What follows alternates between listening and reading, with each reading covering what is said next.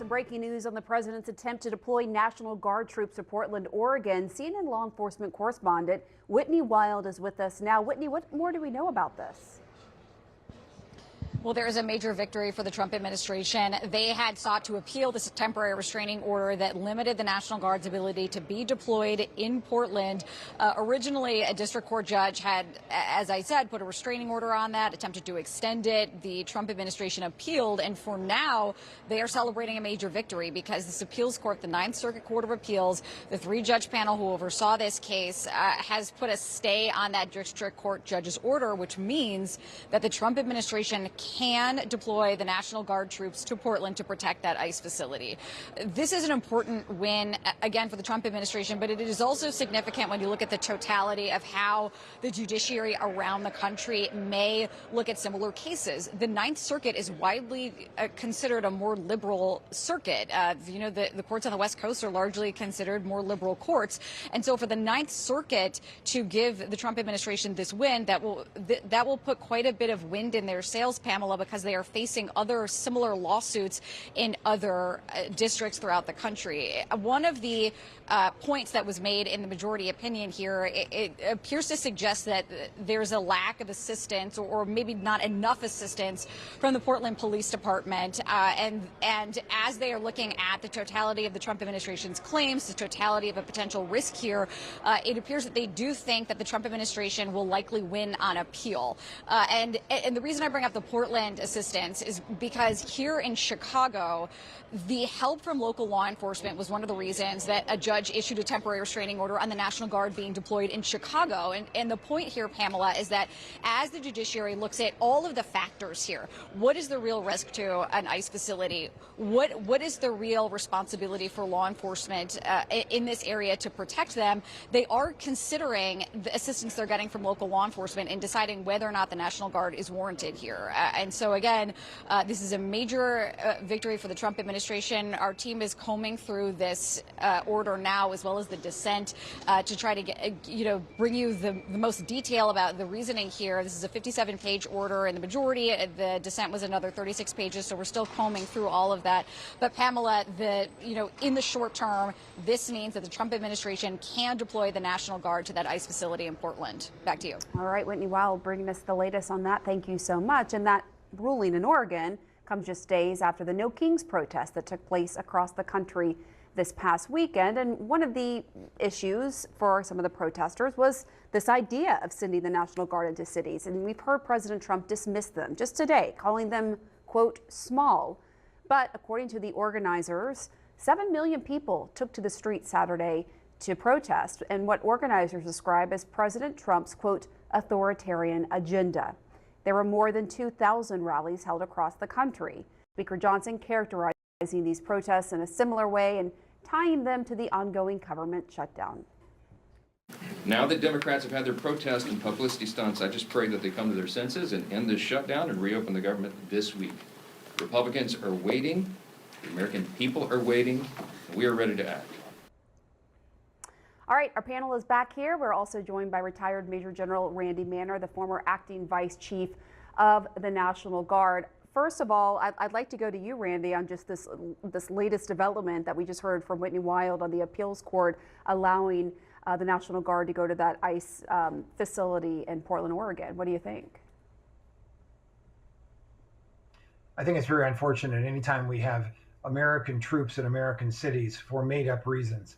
I think it's something where if the administration is limiting those troops to only ICE facilities, that is still a small and major victory that the National Guardsmen cannot go anywhere that they want.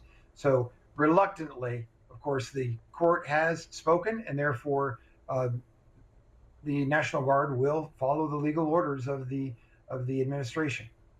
It's interesting, just again, this crossover of the executive branch and the judicial branch on these really big, high stakes decisions that are unprecedented, right? Really unprecedented. And what this came down to is this question of whether the federal government is unable to execute the laws of the United States without the intervention of the National Guard. Now, the argument that the lower court had made was that, well, of course, these are protests happening. They might impede, they might slow down the work of the government, but the government's deporting more people than ever before. They're doing just a fine job of carrying out their orders without the National Guard. So the appeals court here seemed to say, and we haven't looked fully through it, it just came in a second ago, but the appeals court seemed to say, well, no, this is getting in the way of the government's ability to do its job. That language, unable to execute its functions, is going to come up again, whether it's at the Supreme Court or whether it's with an appeal to the full Ninth Circuit, all 11 judges,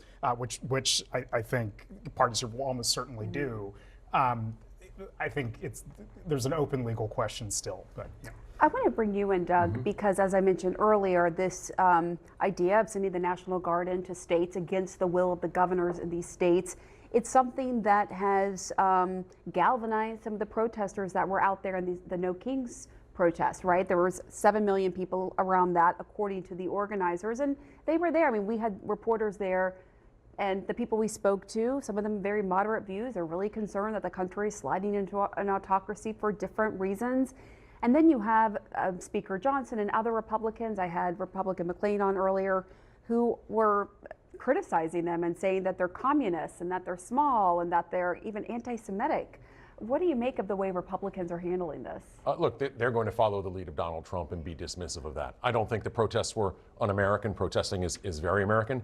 But I do think that they sort of took their eye off the ball here. And I say that because it was a beautiful weekend in Washington, D.C., and New York and Philadelphia this weekend. And all of those are just across a river from states that have very close gubernatorial races. And if I'm a Democrat, I want those people on one of those final Saturdays going into a campaign, not at a protest. I want them knocking on doors and making phone calls in Cherry Hill, New Jersey, in Union and Bergen County, New Jersey, certainly Northern Virginia. And by having them at a protest, when you're coming down to crunch time in a campaign, seems to me to take your eye off the ball. What I'd do instead is try and win those races as much as you can, have those volunteers on the ground, do your protest after those elections. If you're successful, then you can talk about the momentum. You can say, look, we've just won these races and all these people are fighting on the ground for us now. I think it's a real missed opportunity. That's a great point, Doug. And it's not, and even if you take it out of New Jersey and Virginia where you've got governor's races, I think a refrain for many people is, okay, what now? You got 7 million people, what now? Did you collect everybody's emails and you're going to raise funds from them? Like, are you going to set up a phone chain and have them volunteering in 2028? What now? And yes, the energy and the activism and enthusiasm, like you said, it's American and it's wonderful, but if people really care, even if it's not about those two races, like what, like today, like literally today on Monday, are people just still cleaning up the signs they made, or what's next? It's a fair point. I wonder what you think, Mo.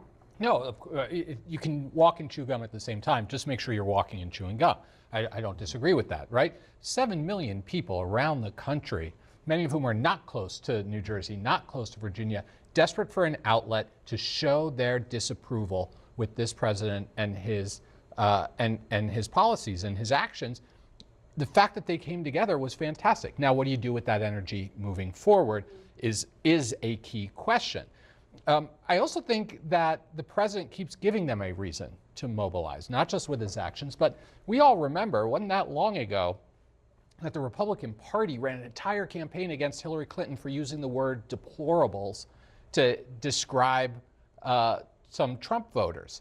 And politically, that was a smart thing for them to do.